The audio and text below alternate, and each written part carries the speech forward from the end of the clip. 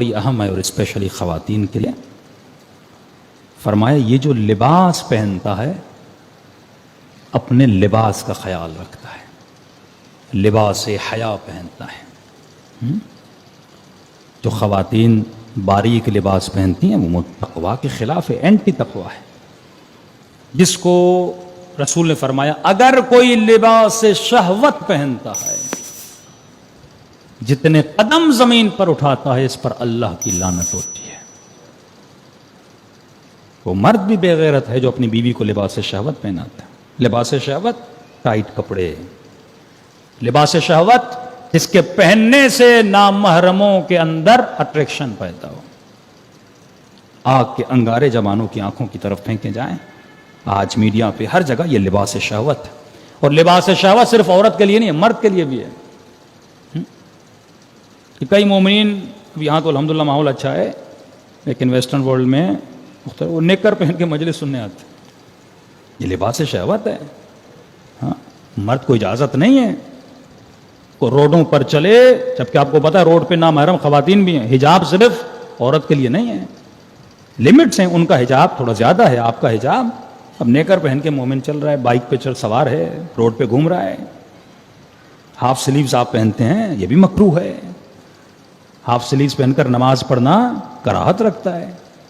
تو فرمایا جو لباس شہوت پہنے, پتلا لباس, باریک لباس, یا ایک ایسا لباس ہو جس میں لوگوں کے لیے اٹریکشن ہو. رسول فرماتے ہیں اگر تین چیزیں اگر کسی میں نہیں ہیں, لباس پہنو تو اچھا پہنو, بہترین لباس پہنو, اور خاتون کی عزت اور عفت اور حیا اسی میں ہے, وہ بہترین لباس پہنے. اور میں پچھلی مجلس میں بتا چکا کہ آپ خدا کا شکر کریں کہ آپ کا اتنا اچھا کلچر ہے, آپ کا اتنا اچھا لباس ہے جو خدا نے آپ کی خواتین کو عطا کیا ہے, یہ کسی کو عطا نہیں کیا.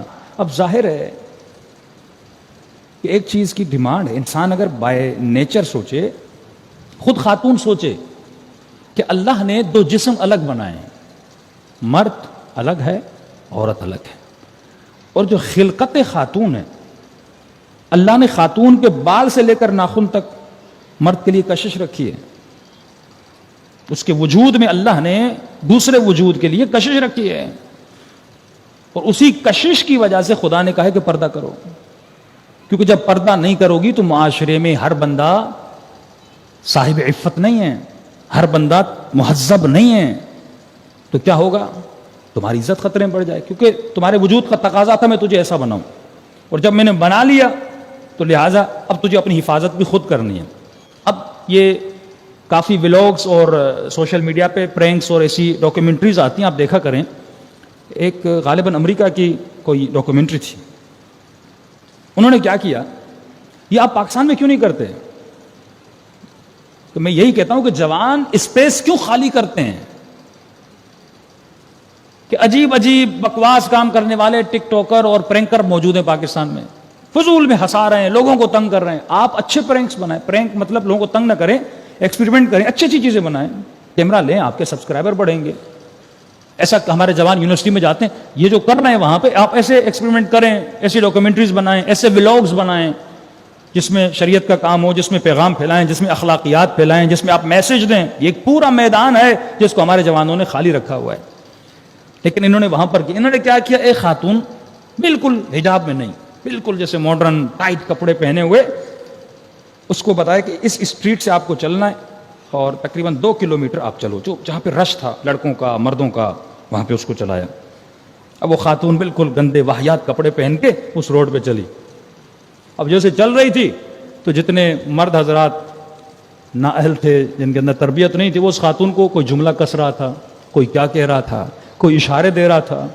تو پہنچتے پہنچتے تقریباً 30-40 مردوں نے اسے زبان کے ذریعے سے, اشاروں کے ذریعے سے اسے تنگ کیا. اب انہوں نے پھر کیا کیا, اسی خاتون کو برقع پہنایا, حجاب کروایا, اسی روڈ سے انہی مردوں سے 2 کلومیٹر سے چلایا. ایک بھی مرد نے اسے دیکھا نہیں. یہ ایک پریکٹیکل انہوں نے کام کیا کہ جب عورت حجاب کرتی ہے تو اسے مردوں کی بہترامی کا سامنا نہیں کرنا پڑتا, لیکن جب بد حجاب ہو کے گھومتی ہے تو اسے مردوں کی بہترامی کا سامنا کرنا پڑتا ہے. تو اگر خدا نے حجاب واجب کیا ہے, اور حجاب میں عورت ہر کام کر سکتی ہے, منع تو نہیں ہے, لیکن فرمایا خود کو کسی اور جوان کے گناہ کے لیے باعث مت بنا. کہ ظاہر ایک جوان غیر شادی شدہ ہے, اس کے اندر جذبات ہیں. اب جب عورت بد حجاب ہو کر باہر نکلتی ہے, اس جوان کے ذہن میں شیطان عجیب عجیب خیالات لاتا ہے, حسرتیں پیدا کرتا ہے. اب ظاہر ہے وہ مسلمان ہے, زنا تو نہیں کرے گا, ہاں شادی اس کی ہو نہیں سکتی, حالات ایسے نہیں ہیں. ایک طرف میڈیا, ایک طرف موبائل, تو یہ ذہنی اعتبار سے ڈپریشن کا شکار ہو جاتا ہے. کئی نوجوانوں کے فون آتے ہیں, پریشانیوں کا شکار ہو جاتے ہیں. تو امام نے, چھٹے امام فرماتے ہیں کہ نگاہ حرام, صلوات پڑھیں محمد,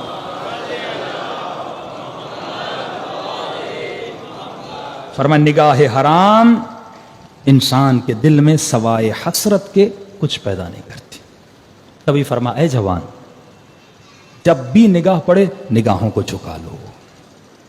فرمایا جب تو نگاہوں کو جھکاتا ہے تو آسمان کے فرشتے اللہ کی رحمتوں کو تیرے اوپر نازل کرتے, یا نگاہوں کو آسمان کی طرف اٹھا لے. پھر دعائیہ چھوٹا سا جملہ, اللہم اعطنی من فضلک, اے خدا میں گناہ سے بچ رہا ہوں اور تو مجھے آخرت میں نیکیاں اپنے فضل و کرم سے عطا کر دینا. چیز دیکھو گے نہیں, حسرت پیدا نہیں ہوگی. دیکھو گے تو کیا پیدا ہوگا؟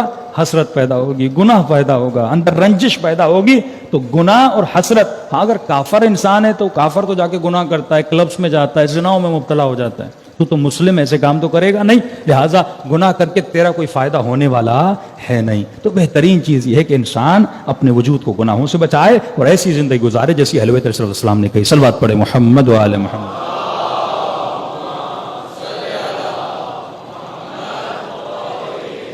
محمد